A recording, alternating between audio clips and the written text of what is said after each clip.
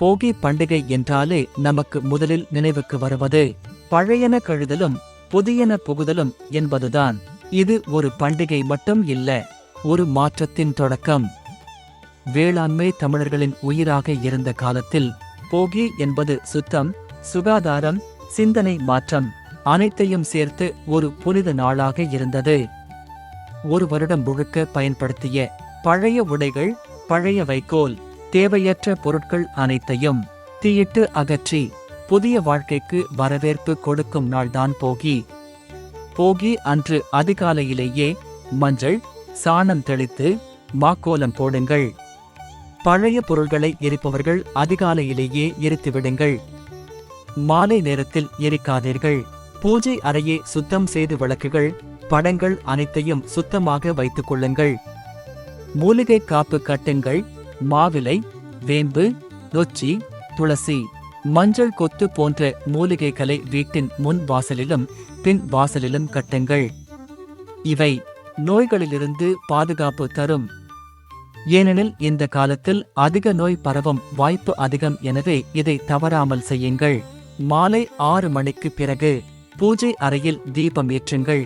அதன் பிறகு வாழை இலையில் நன்கு குழைய வைத்த பச்சரிசி சாதத்தை வைத்து அதன் நடுவில் தயிர் ஊற்றி அதை சுற்றி 3 வெல்லம் 3 வாழைப்பழத்தை வைத்து துள்ளு மாவு, வெற்றிலை பாக்கு வைத்து உங்கள் குலதெய்வத்தை அல்லது பெண் தெய்வத்தை மனதார வேண்டி எங்கள் வீட்டிற்கு வாருங்கள் என்று அழையுங்கள்.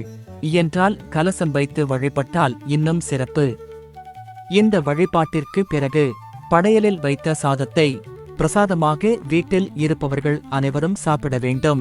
இதன் மூலம் குலதெய்வம் அந்த நாளில் உங்கள் வீட்டிற்கு வருவதாகவும் அடுத்த நாள் பொங்கல் வைத்து வணங்கும் போது உங்களுடன் இருந்து உங்களை ஆசீர்வதிப்பதாகவும் ஆன்மீகமாக சொல்லப்படுகிறது.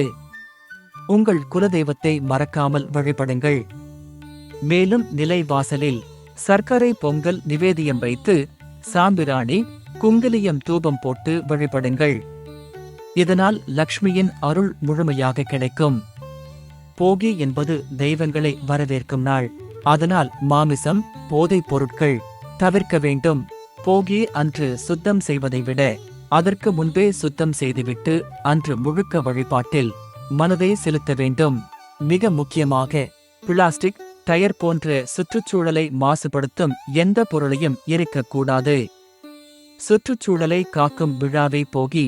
சண்டை, கோபம், மனக்கசப்பு, தீய பழக்கங்கள் அனைத்தையும் மனதில் இருந்து இந்த போகி தீயில் எரித்துவிட வேண்டும்.